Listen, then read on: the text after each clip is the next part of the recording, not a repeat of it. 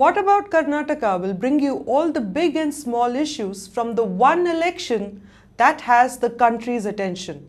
I'm Aarti Ramachandran and I'll be in conversation with my colleague Sugata. Hi Sugata. Hi Aarti.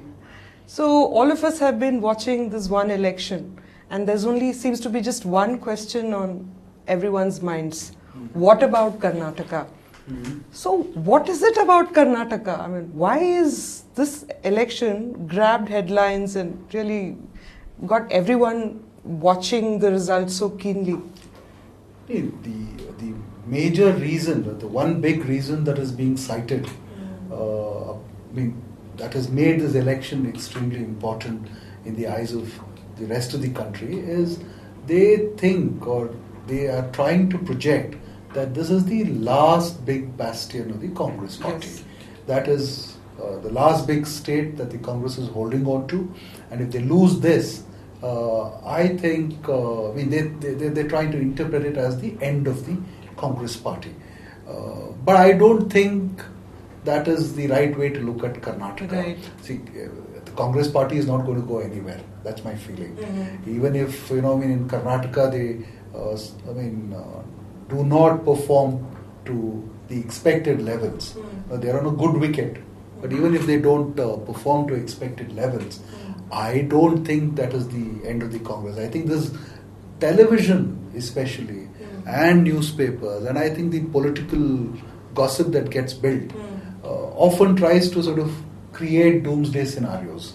I think that is the way they sell an idea, that is the way they sell news, and I think that has made this whole election like a do or die kind of a thing. I don't think one Also, should it gets the on Twitter and in social media, it becomes much larger than that. Yes, People yeah. take sides, and there is a daily trending Correct. of Twitter Correct. handles that goes on. Yeah, no, what the social media does, Aarti, is that it creates a kind of a bipolar scenario. Right.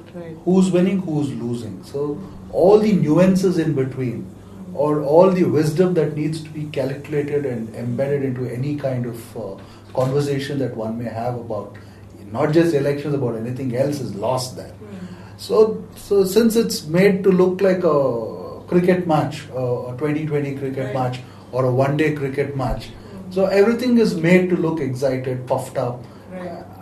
I don't think you should judge elections on the basis of what's happening on social media. Right. Because nobody is bothered about what's happening, say, in Melkote, or in Pandavpura, or in Koppal, or in Haveri. So there are innumerable issues that get entwined to create a discourse during an election.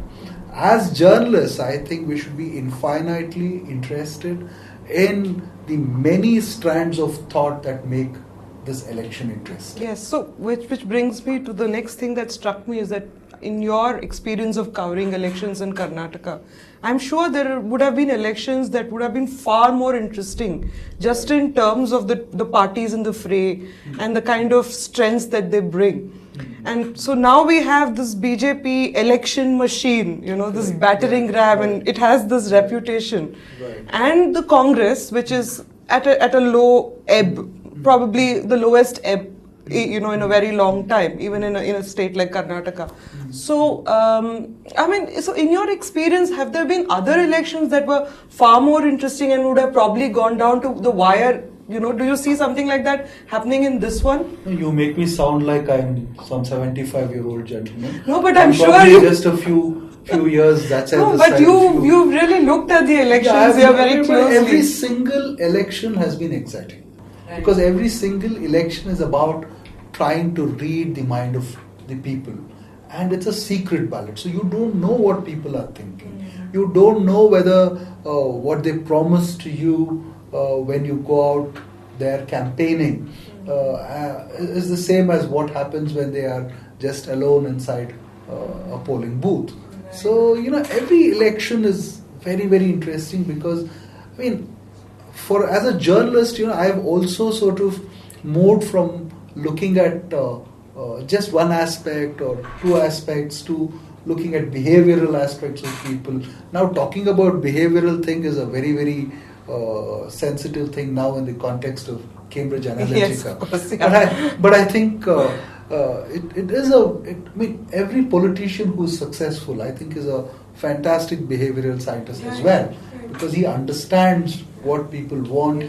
He's a fantastic communicator. He's a fantastic behavioral scientist, and that's how he thrives. You know, also people try to create catchphrases during elections or about elections, where they try and say that it's about money, it's about muscle power. See, all of that is there. But if that were to be the only truth about the elections, then the people who had loads of money should have won, or people who went out there with a lot of muscle men should have sort of, got people, arm-twisted people to vote for a particular thing. See, that doesn't happen. So if in the kind of allocation that happens, perhaps for a victory, so money and muscle and all of that plays about say 30-40% of it.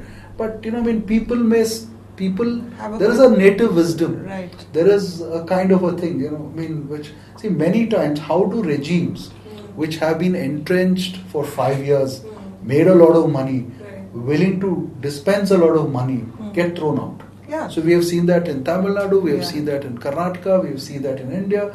We have seen the famous 1977 election when everybody thought Indira Gandhi will come back to power, and you put a ragtag army together, and it became the first non-Congress government of the center. So I don't think elections are just about money. If you reduce them to that, then there is nothing much to talk about elections. That's true.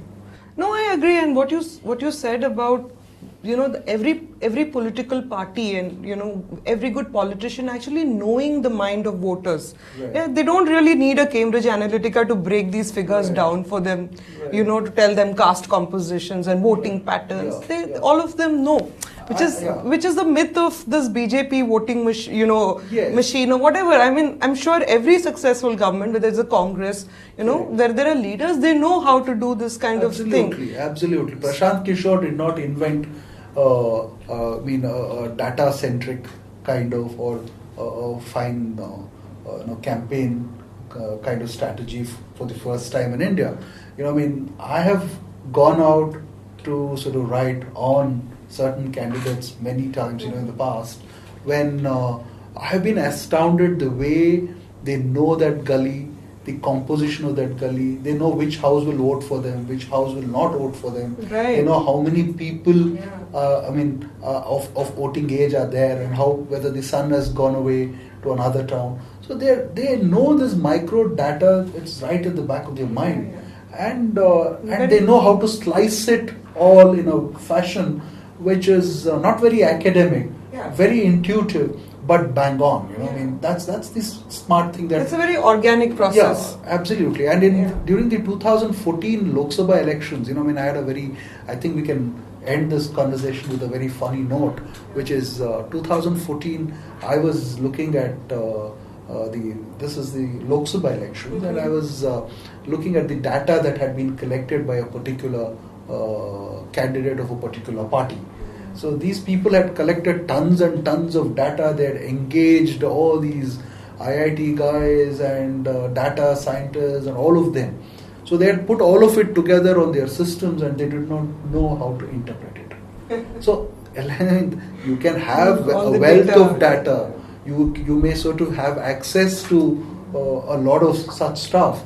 But if you finally don't know what to make of it, then it doesn't make sense. There's just numbers on the screen. They're just numbers on the screen. Yeah. So elections are not just arithmetic. It's also about chemistry. It's also about culture and anthropology, and not just a power game. So because it's everybody is engaged. It's the largest interactive game that takes place in a democracy. Yeah, and so predictions don't work. But having said that, I won't let you go before I want to ask these two issues, if you can tell us, which are the two things that we should watch out for as the campaign steps up and everybody is going to come to Karnataka, leaders from everywhere. So what are the two issues that are worth watching out, not just in terms of what's going to happen in this election, but as trends? Yeah. No, one thing is certainly one has to watch this whole identity issues. Yeah. See, identity issue is just one big umbrella. Under that, there are several layers. Right. So one has to certainly look at the identity issues, and the second thing that I would watch very closely is how is Modi going to campaign in the next 30 days. Right. So what are the issues that he is going to raise? Because I don't think the local BJP has the bandwidth to stand up to a Siddaramaiah. Right. But I will still not write off the BJP because we have to see how the Prime Minister campaigns. Okay. Thank you so much. Pleasure. So Always. great fun Always. talking to you. We'll sort of do this quite Yeah. pretty often, and Yes. at And- least twice a week. Yeah. So So that should be fun discussing what is happening, not just in the. and you should also allow me to ask you questions. It shouldn't be Yeah, a you should one-sided- ask me questions a too. one-sided kind of a thing. Absolutely, yes. Great. Okay, thank you. Thank you.